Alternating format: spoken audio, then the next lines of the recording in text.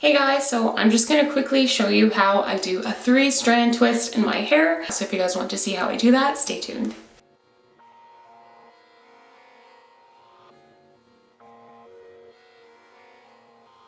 Yeah, I just washed my hair today, washed shampoo, shampoo, conditioned, deep conditioned, and now I have freshly washed hair. So I did wash and go last week and it was fun and everything, but now I feel like I need to get back to my protective styling. So I'm gonna be trying out the 3-strand twist now that I am much better at doing twist outs and doing twists in general. Guys, if you want to see my LOC method, then definitely check out this video up here. I give you guys a detailed explanation on how I do my LOC method and also why it's so great to do during the winter. So I'm not gonna spend too much time showing you guys how I prep my hair for my twist. We're really just gonna focus on how to do the twist. So you're gonna separate into 3 even pieces, as even as you can get, guys.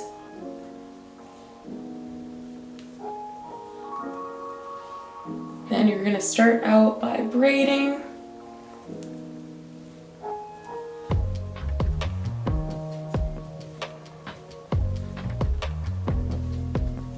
Once you've braided enough, you're gonna start switching, start twisting around, moving the first section to the end and so forth. And you're just gonna do that all the way down until you have twisted the entire section.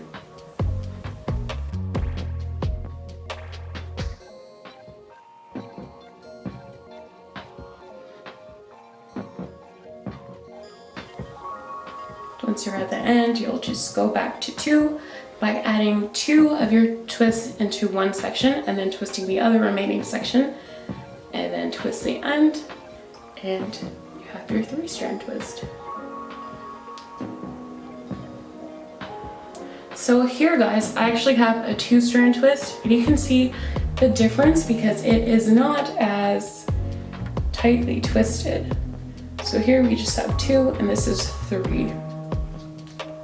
So when this fully dries and I take it out, you'll really be able to see the difference between the 2. But yeah, so I'm just gonna keep on twisting until I have no twists left to do, and I will get back to you guys later. Another thing, guys, when you're twisting, you really want to try and make sure that you twist as tight as possible, because if you let them get too loose when you're twisting, then your results won't be as defined.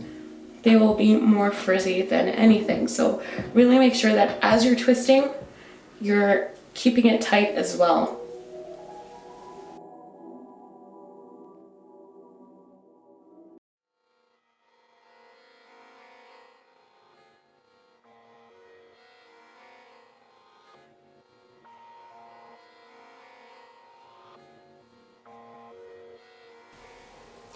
So guys, I'm on my second last twist, and I just wanted to show you how you can do a 3-strand twist without doing the braid.